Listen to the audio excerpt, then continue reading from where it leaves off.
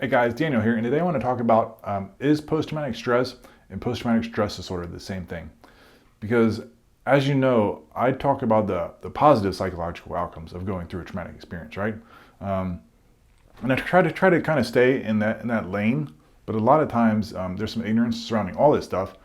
So in order to talk about the post-traumatic growth, I got to talk about post-traumatic stress, and I got to talk about some of the negative stuff like post-traumatic stress disorder. And when I do that, a lot of times people get confused because they don't understand the difference between all those. And I cover a lot of the other ways that your body responds to stress in some of my other videos. So go ahead and check those out. But what I see commonly is that people confuse post-traumatic stress with post-traumatic stress disorder. And I even see that in the mental health professionals. They do the same thing. And sometimes you'll even see them try to argue. They say, should we call it post-traumatic stress or should we call it post-traumatic stress disorder? Because if we call it post-traumatic stress disorder, it has negative implications, et cetera, et cetera, et cetera. But the thing is, they're two completely different things, right? In one situation, it's completely appropriate to call it post-traumatic stress. And then in another situation, it's completely appropriate to call it post-traumatic stress disorder. And all of that depends on a couple of different things that we're going to talk about today. But first I'm going to draw my axis. You guys have probably seen this if you've watched any of my other videos. I'm going to draw axis, and here is going to be level of functioning. So this is how you operate every day. If you're at the high end of it, you're happy and you go outside and you go to festivals and you go around, go to places where there's a lot of people around, or whatever. At the lower end, that's when you do some of the signs and symptoms of post-traumatic stress or post-traumatic stress disorder. So this would be self-medicating, this would be self-isolating, this would be having the nightmares, this would be having the flashbacks, or whatever, right? So that's level of functioning, and this is time. Okay, so to simplify this, we're going to say that something, so you're going through life. First, you're going through life, okay? And most of us aren't living on cloud nine, right? But most of us aren't, at the lower end of the spectrum either. So let's say here's about where you're going through.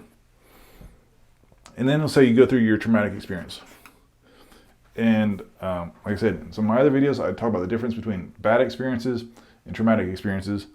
But for the purposes of this video, we're going to say we've already decided this is a traumatic experience. So your level of functioning is going to drop. Okay, so post-traumatic stress disorder is when it drops and it stays there for a sustained period of time. So this would be something like, actually I'm not going to give specific quotes because depending on who you talk to, they say different things. Some people say if the signs and symptoms of post-traumatic stress disorder stay around for a month, it's considered post-traumatic stress disorder. Some people say if it lasts for 2 years, it's post-traumatic stress disorder or whatever. But just to understand that the post-traumatic stress disorder that we talk about, and it's appropriate to name post-traumatic stress disorder, is when that stuff stays around for a long time. But for most people, it's not going to stay around, okay? For most people, it's going to have very little effect, okay? For most people, I'm kind of merging some of my other videos here.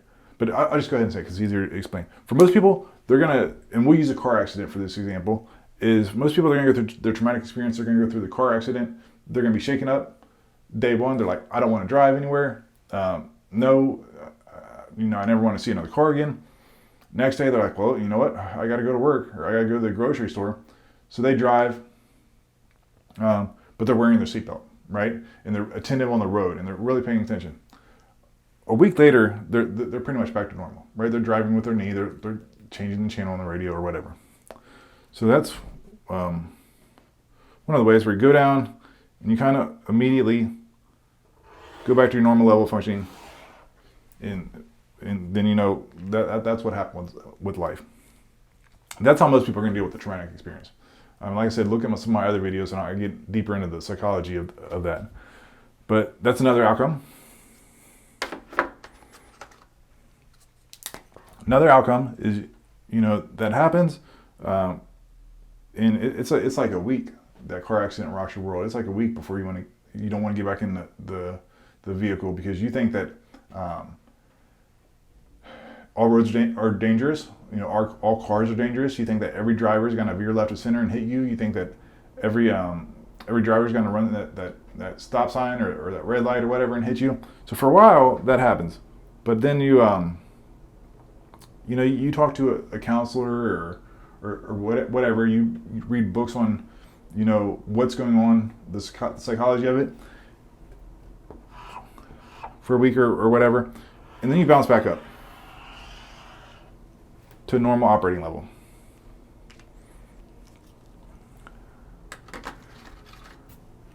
And then another way,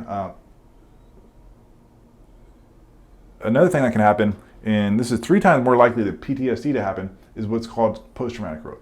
So post-traumatic growth would be, you can follow either one of these 2 veins, but you go through a traumatic experience, you go down.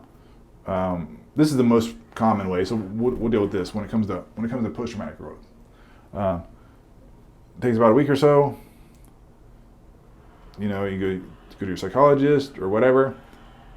You get to the point of your old normal operating level, and then you suppress it. You become a better person for going through that experience, right? You become closer to your God. You become a better brother. You become a better sister. You become a better husband. You become, a better wife.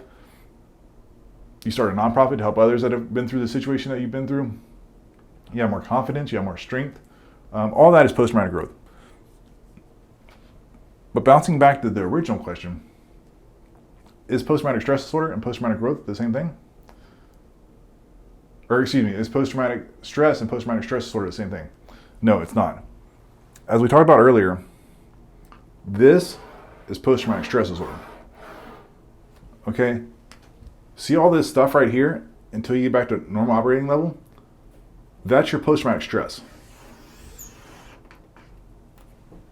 All right, that's your post-traumatic. And that's not to say that you might be reminded of your traumatic event, 5 years later when the smell of burning rubber or whatever, or the sound of a crash happens. But day to day, you're back to your normal operating level. Okay, but for the most part, this is what's called post-traumatic stress. There was your traumatic event. This is post that traumatic event, and this is the stress. This is all the noise. So this is post-traumatic stress, and every single person that goes through a traumatic event is going to have post-traumatic stress. But not everybody that goes through a traumatic event is going to get post-traumatic stress disorder. So I think that's important to bring up for a couple of different reasons. One, that answers the original purpose of this video, is post-traumatic stress and post-traumatic stress disorder the same thing? And then the other is, a lot of people think that going through a traumatic event means that you're going to be the poster child for post-traumatic stress disorder after it happens, and that's not the case. Statistically, post-traumatic stress disorder, depending on who you talk to, between 8 and 30% of people that go through a traumatic event are going to get post-traumatic stress disorder, which is a relatively small number, especially when you look at some of the stereotypes. When people say, "Oh my gosh, you've been through a traumatic event, you must have post-traumatic stress disorder." So I know I did a lot of talking today, but hopefully that kind of clears it up.